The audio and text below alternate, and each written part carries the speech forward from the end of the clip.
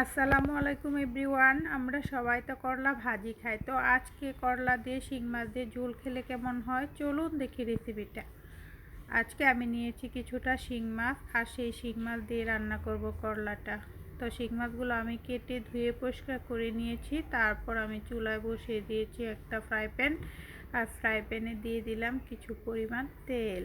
আর তেল দিয়ে আমি কড়াইটা একটু নাড়াচাড়া করে এর মধ্যে আমি দিয়ে দিলাম সেই মাছগুলো। আর মাছগুলো আমি মশলা দিয়ে আগে মেখে রেখে দিয়েছিলাম। এই মাছগুলো আমি এখন ভেজে নেব। তো করলা দিয়ে শিং মাছ এভাবে রান্না করলে কিন্তু বাচ্চা বড় সবাই খেতে পারে, কোনো রকম তিতে হয় না। যে আমার মাছের এক পাশ ভাজা হয়ে গেলে আমি মাছগুলোকে উল্টিয়ে নেব। মাছগুলো এপিট ওপিট দুই পাশে আমি ভালো করে ভেজে নেব। তারপর আমার এই মাছগুলো রান্না করার জন্য লাগবে আলু।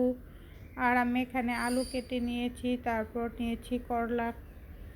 আর এই করলাগুলো এখন আমি রান্না করব। চুলায় দিয়ে দিলাম একটা কড়াই, আর কড়াইতে দিয়ে দিলাম কিছু পরিমাণ তেল। তেলটা গরম হয়ে গেলে এর মধ্যে আমি দিয়ে দিব কেটে রাখা পেঁয়াজ কুচি। আর পেঁয়াজ কুচিটা হালকা ব্রাউন কালার করে আমি ভেজে নেব। পেঁয়াজ কুচিটা যখন হালকা ব্রাউন কালার হয়ে যাবে তখন আমি এর মধ্যে দিয়ে দিলাম কিছুটা আদা রসুন বাটা। আর আদা রসুন বাটা দিয়ে আমি এটা কয়েক সেকেন্ডের জন্য ভেজে নিব, যেন এর কাঁচা গন্ধটা চলে যায়। এরপর আমি এর মধ্যে অন্যান্য উপকরণ অ্যাড করব। তো দিয়ে দিলাম পরিমাণ মতো হলুদ গুঁড়ো, তারপর দিয়ে দিব পরিমাণ মতো মরিচের গুঁড়া, দিয়ে আমি একটু নাড়াচাড়া করে নেব। তারপর আমি এর মধ্যে কিছু পরিমাণ পানি দিয়ে নেব, যেন মশলাটা পুড়ে না যায়। এরপর এর মধ্যে অ্যাড করতে হবে লবণ, আর লবণটা দিয়ে দিলাম। তারপর আমি আরেকটু নাড়াচাড়া করে মশলাটাকে কষিয়ে নেব। আর বাকি ছিল ধনে গুঁড়ো দিতে, সেটা দিয়ে দিলাম। দিয়ে আমি মশলাটাকে ভালো করে কষিয়ে নিয়েছি। এখন মশলা কষানো হয়ে গেছে। এখন আমি এর মধ্যে দিয়ে দিব সেই কেটে রাখা আলুগুলো দিয়ে আমি কিছুক্ষণ নাড়াচাড়া করে নিব। নাড়াচাড়া হয়ে গেলে এর মধ্যে আমি দিয়ে দিলাম কিছুটা পানি আলুটা কষানোর জন্য। পানি দিয়ে একটু নাড়াচাড়া করে ঢাকনা দিয়ে আমি ঢেকে দিব কিছুক্ষণের জন্য। তো ঢাকনা দিয়ে ঢেকে দিলাম।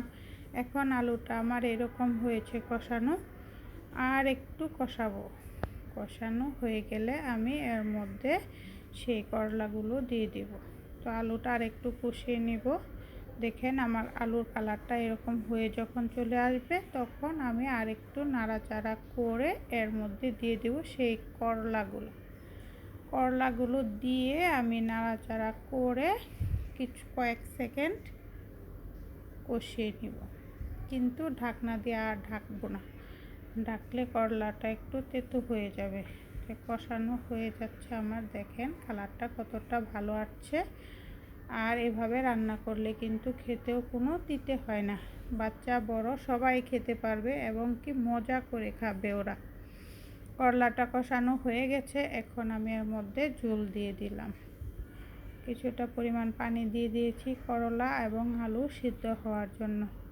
তো এখন আমি কতক্ষণ অপেক্ষা করব যেন করলা এবং আলুটা সিদ্ধ হয়। দিয়ে একটু ঢাকনা দিয়ে ঢেকে দিলাম। বলক আসলে আমি ঢাকনার মুখ খুলে নেব। দেখেন কালারটা এরকম হয়েছে। এখন আমি আর একটু নাড়াচাড়া করে এর মধ্যে দিয়ে দেব সেই মাছগুলো। তো এই যে বলক চলে আসছে, এখন আমি সেই মাছগুলো ভেজে রাখা মাছগুলো দিয়ে দিলাম। দিয়ে একটু নাড়াচাড়া করে আবার কিছুক্ষণ জাল করে নেব, যতক্ষণ না পর্যন্ত তরকারিটা ভালো করে জাল আসছে ততক্ষণ আমি জাল করে তারপর চুলা থেকে নামিয়ে নেব। এই যে দেখেন আমার তরকারিটা প্রায় হয়ে আসছে, আর কয়েক সেকেন্ড আমি জাল করে নেব। কালারটা কত সুন্দর আসছে, করলার কালারও কিন্তু একদম সবুজই রয়েছে।